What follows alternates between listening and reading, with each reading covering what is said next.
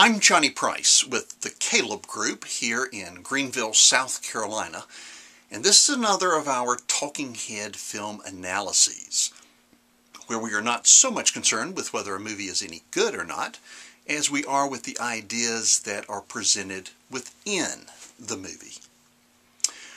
Well, the Millennium Trilogy consists of 3 Swedish films based upon 3 novels by the late Stieg Larsson. The Girl with the Dragon Tattoo, The Girl Who Played with Fire, and The Girl Who Kicked the Hornet's Nest.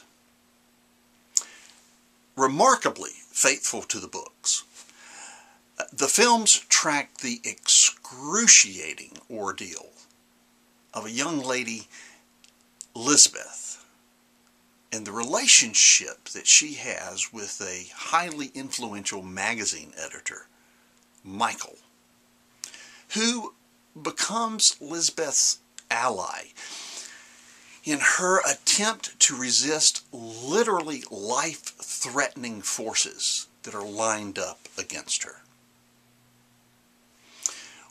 Well told and well acted. The story develops and moves forward, revealing to us 3 types of people, all of which can be found in any and every society. The first are the structured, organized, dangerous people who pursue nothing but self-serving evil purposes. And we also see just how, despite the damage that they do, just how bland they themselves are.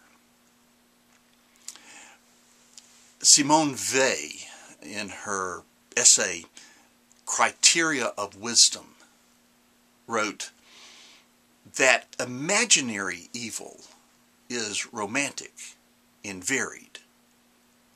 Real evil is gloomy, monotonous, barren, boring. It is the incredibly dreary insanity of the Adolf Eichmanns of this world that Hannah Arendt was referring to when she spoke of the banality of evil. And then there are the abused, exploited, and oppressed, personified in Lisbeth.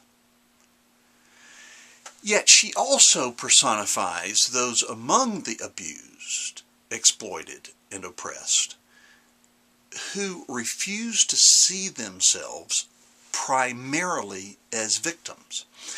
They refuse to play the victim's role, not allowing those who have preyed upon them to also define who they are.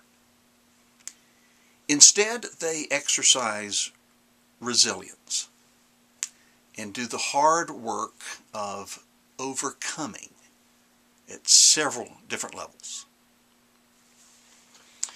And yet, as strong, resilient, and resourceful as Lisbeth is, there are forces in her life which are working against her that she cannot escape, much less defeat, all by herself.